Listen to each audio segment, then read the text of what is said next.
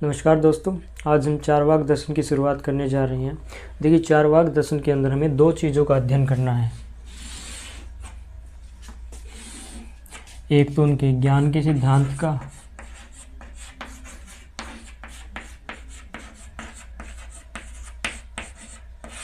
और दूसरा उनके अतीन्द्रिय सत्ताओं के खंडन का।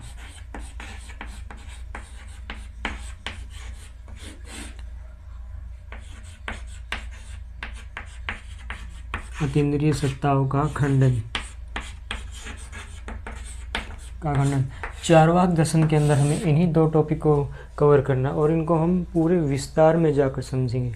तो इसको शुरू करने से पहले हम चारवाक दर्शन का इंट्रोडक्शन ले लेते हैं।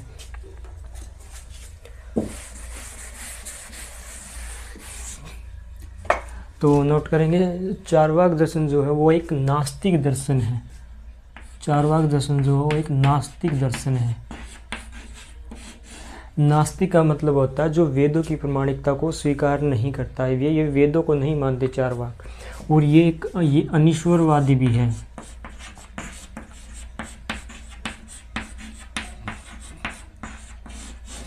चारवाक दर्शन अनीश्वरवादी दर्शन भी है। चारवाक ईश्वर को भी स्वीकार नहीं करता, ये आत्मा को भी स्वीकार नहीं करता, मोक्ष को भी नहीं करता।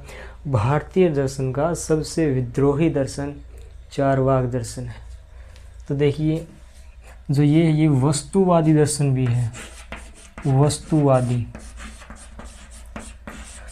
इस शब्द के बारे में हम आगे विस्तार में जानेंगे। यहाँ नहीं जान रहे, आगे इसको विस्तार में जानेंगे। तो चारवाक दर्शन नास्तिक दर्शन है, अनीश्वरवादी है और वस्तुवादी है। और ये भौतिकतावादी दर्शन भी है, क्योंकि यह भौतिक तत्वों को मूल तत्व मानता है। ये भौतिकतावादी, चारवाक दर्शन भौतिकतावादी दर्शन भी है। और यह बहुतत्ववादी दर्शन भी है। बहुतत्ववादी,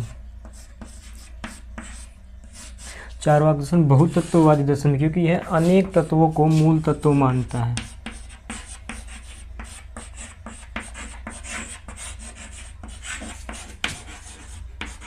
यह अनेक तत्वों को मूल तत्व मानता है। चारवाक दर्शन जो है वो चार प्रकार के मूल तत्वों को मानता है। एक है पृथ्वी, अग्नि,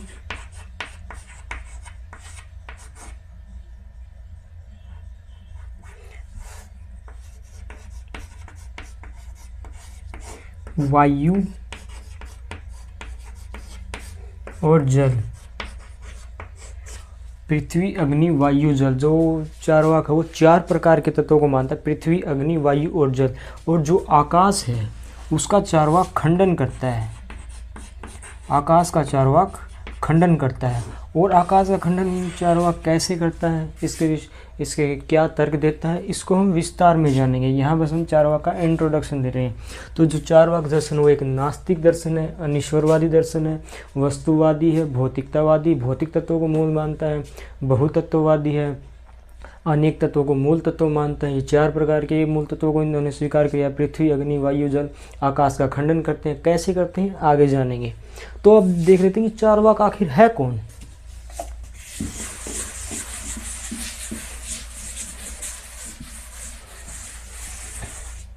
तो देखिए, चारवाक आखिर है कौन, इसको लेकर कई मत है। और चारवाक कौन है, कई विवाद भी है इसको लेकर। देखिए, कई लोग मानते हैं कि जो चारवाक है वो चारु प्लस वाक, जो चारवाक है वो चारु प्लस वाक, दो शब्दों के योग से बना है।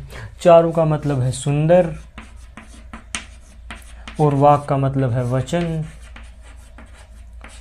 इनके जो वचन है वे सुंदर है, इसलिए इनको चारवाक कहा गया।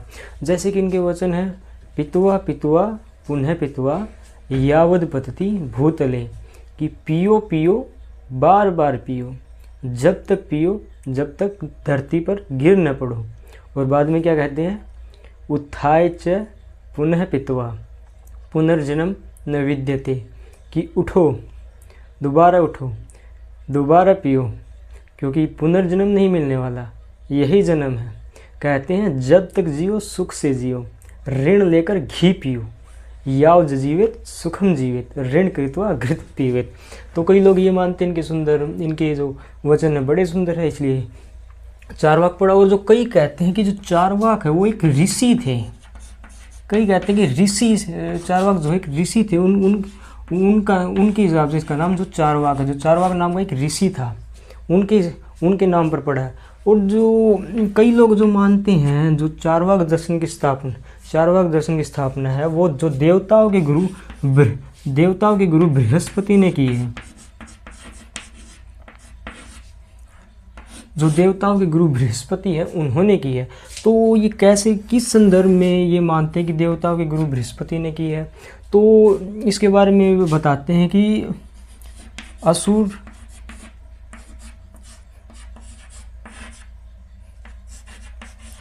असुर देवता संग्राम।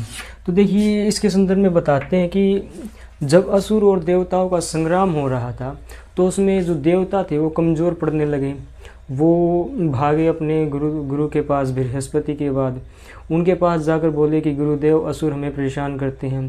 तो तब बृहस्पति ने असुरों को कमज़ोर करने के लिए इस फिलॉसफी का प्रतिपादन असुरों के अंदर कर दिया, ताकि वे आपस में लड़ झगड़ कर मर जाएं।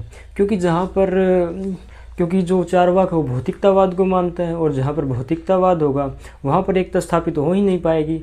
जैसे आज का समाज भौतिकतावादी समाज है, आज का समाज भौतिक चीज़ों को ऊपर रख कर चलता है। आज के समाज के लोगों को भावनाओं की कदर ही नहीं है। किसी की आत्मा क्या कहती है, वो कितना परेशान है, कितना पीड़ा, मुझसे कोई मतलब नहीं, बस भौतिक चीज़ों को ऊपर लेकर चलता है। तो इसको बृहस्पति दर्शन भी कहा जाता है, इसको बृहस्पति दर्शन भी कहा जाता है। और जो चारवाक दर्शन का एक और नाम है वो है लोकायत दर्शन, इसका नाम लोकायत दर्शन भी नाम है, क्योंकि ये इसी लोक को मानता है। तो ये था चारवाक दर्शन का इंट्रोडक्शन। अब देखिए हम इसकी ज्ञान के सिद्धांत को शुरू करने जा रहे हैं। अब हम देखते हैं इसके ज्ञान का सिद्धांत।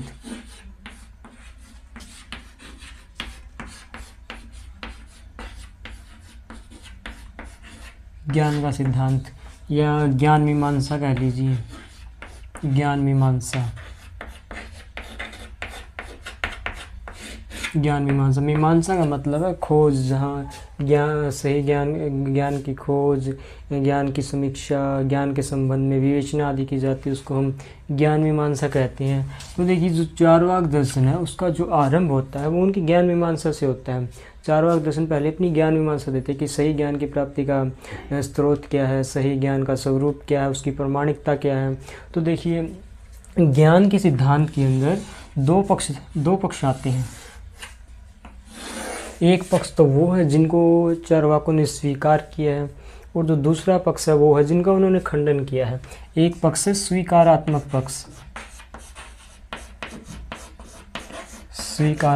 पक्ष, और दूसरा पक्ष है निषेधात्मक पक्ष या अस्वीकारात्मक या खंडनात्मक। दूसरा पक्ष है निषेधात्मक।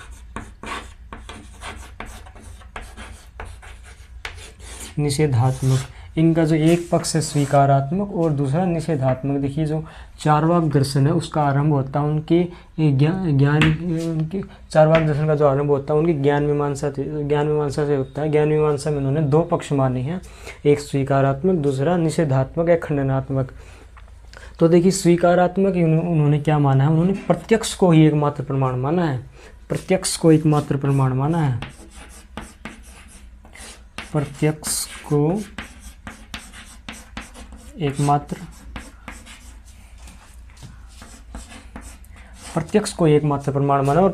और ये जो प्रमाण है इसका मतलब है सही ज्ञान की प्राप्ति का साधन। सही ज्ञान की प्राप्ति का साधन। देखिए भारतीय दर्शन में जो है वो कुल 6 प्रमाणों को स्वीकार किया गया है, और जो चारवाक है उन 6 में से सिर्फ और सिर्फ एक को ही प्रमाण मानता है, जो कि है प्रत्यक्ष।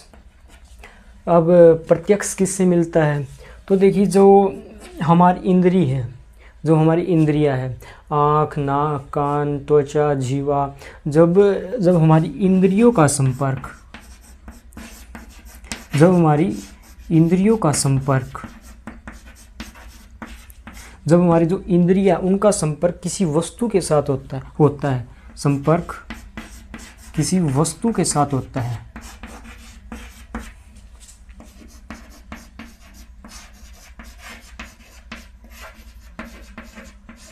तो जब हमारी इंद्रियों का संपर्क किसी वस्तु के साथ होता है तो हमें उस वस्तु का प्रत्यक्ष ज्ञान मिलता है। जैसे कि संपर्क इस बोर्ड के साथ हो रहा है तो हमें इस बोर्ड का ज्ञान मिल रहा है, इस सामने लगे कैमरे के साथ संपर्क हो रहा है तो हमें कैमरे का ज्ञान मिल रहा है। तो जिससे भी हमारी इंद्रियों का संपर्क होगा हमें उसी वस्तु का प्रत्यक्ष ज्ञान मिलेगा। तो जो इंद्रियों का संपर्क वस्तुओं के साथ होता है तो हमें उस वस्तु का प्रत्यक्ष ज्ञान मिलता है। और देखिए स्वीकारात्मक पक्ष में ये वस्तुवाद को भी स्वीकार करते हैं, ये वस्तुवाद पक्ष को भी स्वीकार करते हैं। इस शब्द के बारे में हम डिटेल में जानेंगे, यहाँ नहीं जान रहे। और ये जो है इन्होंने 5 इंद्रियों को माना है, ये 5 इंद्रियों को मानते हैं, 5 इंद्रियों को इन्होंने माना है, इसलिए इन्होंने 5 ही प्रत्यक्ष माने हैं। तो 5 प्रत्यक्ष ही इन्होंने माने हैं, 5 प्रत्यक्ष ही इन्होंने माने। इनके बारे में हम आगे डिटेल में जानेंगे, पूरे विस्तार में जानेंगे। यहाँ मैं आपको बस डिटेल इंट्रोडक्शन दे रहा हूँ, आगे मैं डिटेल में समझाऊँगा इनको। तो जो चार्वाक दर्शन ने अपनी ज्ञान मीमांसा में प्रत्यक्ष को ही एकमात्र प्रमाण माना है। और प्रत्यक्ष किससे मिलता है? जब हमारी इंद्रियों का संपर्क किसी वस्तु के साथ होता है तो उस वस्तु का हमें प्रत्यक्ष ज्ञान मिलता है। और ये वस्तुवाद को मानते इस पक्ष में, और जो है इन्होंने 5 इंद्रियों को माना है, इसलिए ये 5 प्रत्यक्ष को मानते हैं। और अब इन्होंने खंडन किस चीज़ का किया है अपनी ज्ञान मीमांसा में? तो इन्होंने अनुमान प्रमाण का खंडन किया है। अनुमान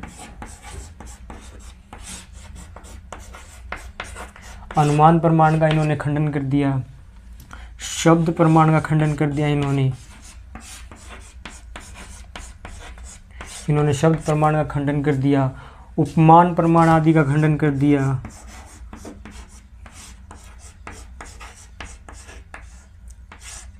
इन्होंने अनुमान प्रमाण का खंडन किया, शब्द प्रमाण का खंडन किया, अनुमान प्रमाण का खंडन किया। और जो ये अनुमान प्रमाण है ना, इन पर तो इन्होंने विशेष बल दिया है, विशेष बल, नोट कर सकते हैं, विशेष बल दिया है। अब इन्होंने अनुमान का खंडन कैसे किया, क्या तर्क दिए, शब्द प्रमाण का खंडन कैसे किया, क्या तर्क दिए, इनको हम आगे विस्तार में जानेंगे। यहाँ हम इंट्रोडक्शन देख रहे हैं इसका। तो देखिए जो चार्वाक है उसकी शुरुआत उनके ज्ञान मीमांसा से होती है। ज्ञान मीमांसा में उन्होंने 2 पक्ष माने हैं, एक स्वीकारात्मक पक्ष और दूसरा निषेधात्मक पक्ष। उन्होंने प्रत्यक्ष को ही एकमात्र प्रमाण माना है अपनी ज्ञान मीमांसा में। और प्रत्यक्ष तब मिलता है जब हमारी इंद्रियों का संपर्क किसी वस्तुओं के साथ होता है तो हमें उस वस्तु का प्रत्यक्ष ज्ञान मिलता है। ये इस पक्ष में वस्तुवाद को मानते हैं। ये 5 इंद्रियों को माना तो 5 प्रत्यक्ष हैं। और ये निषेधात्मक पक्ष में अनुमान का खंडन करते हैं, शब्द का खंडन करते हैं, उपमान का करते हैं। कैसे करते हैं ये आगे देखेंगे। तो ये थी इनकी ज्ञान मीमांसा। अब इन्होंने इस ज्ञान मीमांसा को माना तो इसका परिणाम क्या हुआ, अब इसके परिणाम को देखिए। आप इसको नोट कर सकते हैं, स्क्रीनशॉट ले सकते हैं।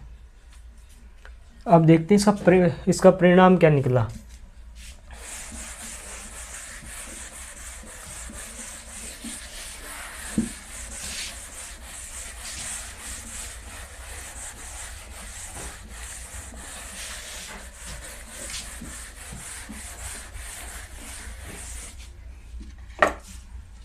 तो देखिए इन्होंने ज्ञान मीमांसा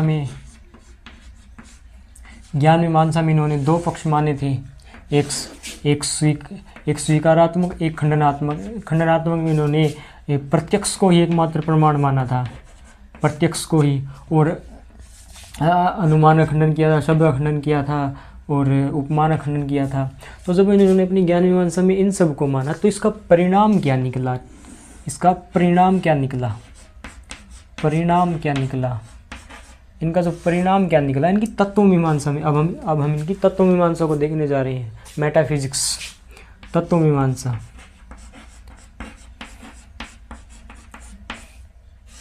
तत्व मीमांसा जहाँ तत्व की खोज, तत्व की विवेचना, तत्व का वर्णन आदि होता है। तो देखिए जब इन्होंने इन सब को माना तो इसका परिणाम क्या निकला तत्व मीमांसा में। अब तत्व मीमांसा के भी दो पक्ष हैं, दो पक्ष बनते हैं तत्व मीमांसा के भी, एक स्वीकारात्मक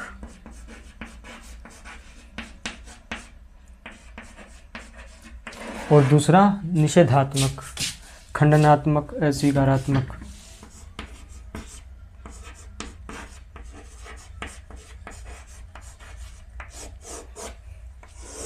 तो अब हम देखते हैं कि ये तत्व मीमांसा में क्या मानते हैं। तो देखिए तत्व मीमांसा में इन्होंने जगत को स्वीकार किया है,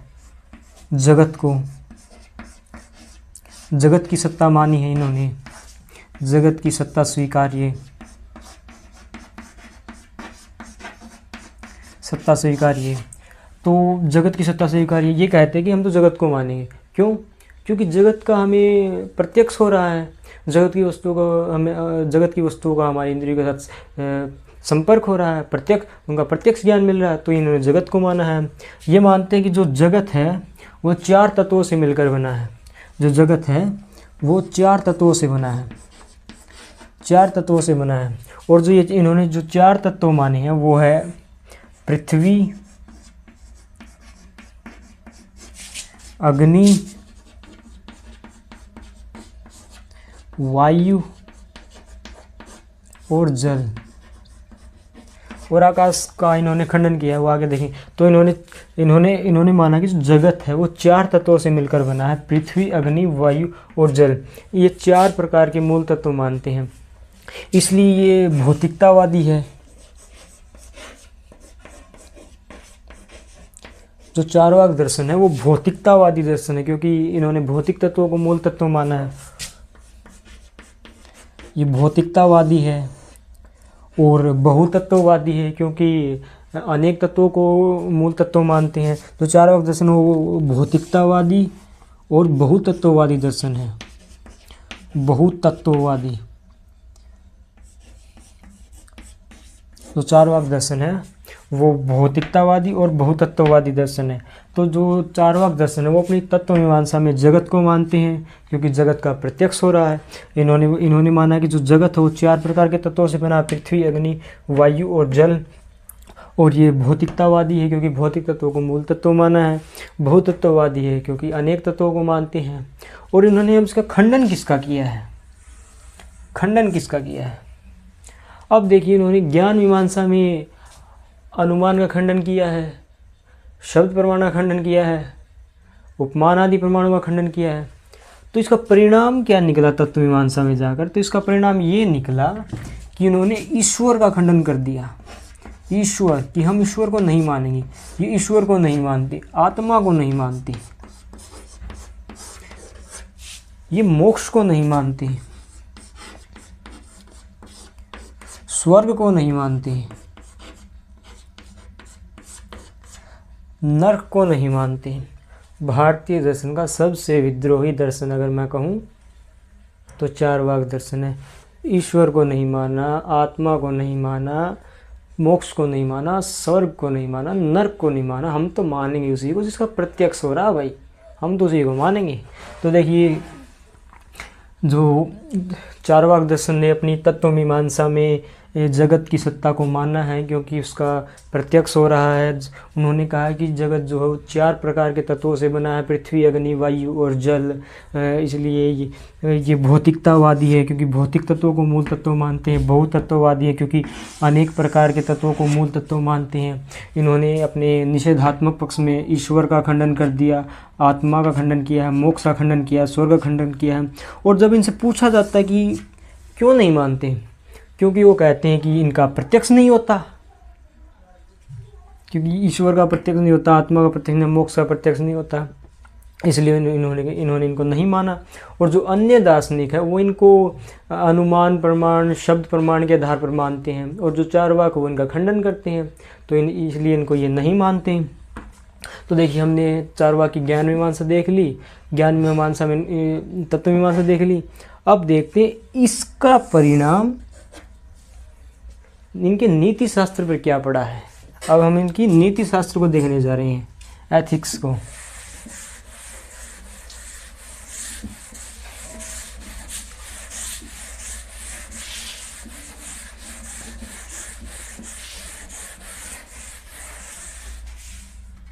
अब देखिए चारवाक की नीति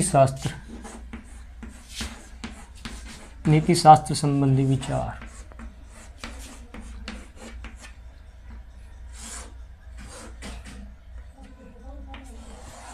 नीति शास्त्र, तो देखिए इसके भी दो पक्ष बनते हैं, एक स्वीकारात्मक और एक खंडनात्मक। स्वीकारात्मक इन्होंने अपने नीति शास्त्र में क्या माना है और निषेधात्मक में किन चीज़ों का खंडन किया है। तो देखिए यहाँ पर एक पक्ष है स्वीकारात्मक,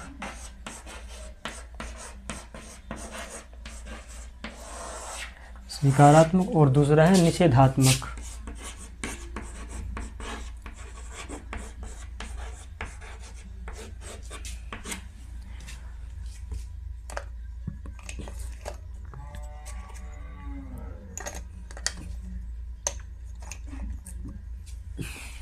तो देखिए एक है स्वीकारात्मक पक्ष और दूसरा है निषेधात्मक पक्ष। तो देखिए ये अपनी नीति शास्त्र में किन किन चीज़ों को मानते हैं, किन चीज़ों को नहीं मानते, अब इनको देखते हैं। तो देखिए इन्होंने अपने नीति शास्त्र में अर्थ और काम को स्वीकार किया है। तो नोट करेंगे कि चारवाक अपनी नीति शास्त्र में अर्थ और काम को स्वीकार करते हैं। अर्थ व काम स्वीकार्य, अर्थ व काम को स्वीकार किया। अर्थ का मतलब है धन और काम का मतलब है शारीरिक सुख।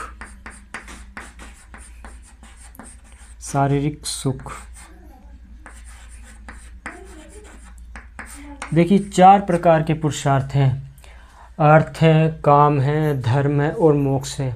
उसमें से जो चारवाक है सिर्फ और सिर्फ अर्थ और काम को ही मानते हैं। अर्थ का मतलब है धन और काम का मतलब है शारीरिक सुख। जो चारवाक है वो जो काम है उसको जीवन का चरम लक्ष्य मानते हैं। काम को जीवन का चरम लक्ष्य माना है, जीवन का चरम लक्ष्य। तो जो चारवाक दर्शन है वो जीवन का चरम लक्ष्य काम को मानते हैं, शारीरिक सुख को मानते हैं। और जो अर्थ है वो इसकी प्राप्ति का साधन है। अर्थ इसकी प्राप्ति का साधन है, इसकी प्राप्ति का साधन है। जो अर्थ और काम स्वीकार्य, अर्थ का मतलब है धन और काम का मतलब है शारीरिक सुख, और काम को जीवन का चरम लक्ष्य माना है। अर्थ और जो अर्थ है, जो धन है, वो इसकी प्राप्ति का साधन है। तो जो चारवाक है वो इहलौकिक हैं। जो चारवाक दर्शन की जो नीति शास्त्र संबंधी विचार हो वो इहलौकिक,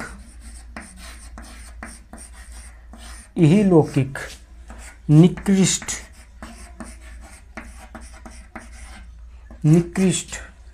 स्वार्थवादी,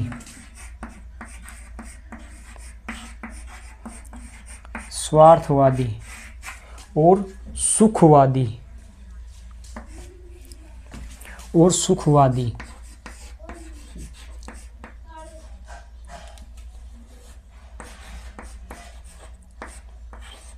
सुखवादी है।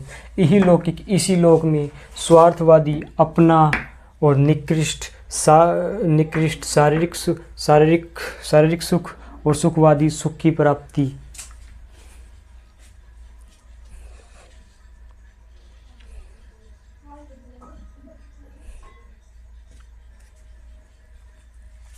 तो देखिए जो चारवाक हो इहलौकिक है, निकृष्ट है, स्वार्थवादी है और सुखवादी है। इहलौकिक का मतलब है इसी लोक में, स्वार्थवादी का मतलब है अपना, निकृष्ट का मतलब है शारीरिक सुख और सुखवादी का मतलब है सुख प्राप्ति। तो देखिए जो चारवाक हैं वो इसी लोक में शारीरिक सुख की प्राप्ति को जीवन का चरम लक्ष्य मानते हैं। चारवाक इसी लोक में अपनी शारीरिक सुख की प्राप्ति को जीवन का चरम लक्ष्य मानते हैं। कहते हैं जब तक जियो सुख से जियो, ऋण लेकर घी पियो, यावज जीवेत सुखम जीवेत ऋण कृत्वा घृतम पीवेत। इनके वचन बड़े सुंदर होते हैं। अब देखिए इस स्वीकारात्मक पक्ष में इन्होंने इन चीज़ों को माना, अर्थ और काम को स्वीकार किया, काम को जीवन का चरम लक्ष्य माना है, ये लौकिक है, निकृष्ट है, स्वार्थवादी है और सुखवादी है। तो देखिए इन्होंने अब खंडन किस चीज़ का किया है अपने नीति शास्त्र में, इन्होंने खंडन कर दिया, मोक्ष का खंडन किया है, इन्होंने मोक्ष का खंडन किया है, मोक्ष का खंडन किया है, इन्होंने स्वर्ग का खंडन किया है, स्वर्ग का खंडन किया है, स्वर्ग का खंडन किया है, इन्होंने नरक का खंडन किया है, इन्होंने स्वर्ग नरक मोक्ष का खंडन किया। जब चारवाकों से ये पूछा जाता है कि भाई बताओ कि जो स्वर्ग है और वो नरक है तो फिर वो क्या है, तो जो चारवाकी है वो बोलते हैं कि स्वर्ग और नरक कोई दूसरे लोक नहीं है, जो ये स्वर्ग है और ये नरक है वो इसी लोक में है। उन्होंने स्वर्ग और नरक की बड़ी अच्छी परिभाषा दी है। उन्होंने कहा कि जो व्यक्ति इस दुनिया में सुख में है वही स्वर्ग में है, और जो व्यक्ति दुख में है वो नरक में है। सुखमेव स्वर्गम दुखमेव नरकम, ये चारवाकों की लाइन है। तो बड़े सुंदर विचार बोलते हैं, पियो पियो पुनः पियो, जब तक धरती पर ना गिर पड़ो तब तक पियो, और फिर उठो फिर पियो, क्योंकि पुनर्जन्म नहीं मिलता। ये पुनर्जन्म को भी यहाँ पर स्वीकार नहीं करते, पुनर्जन्म का भी इन्होंने खंडन किया है।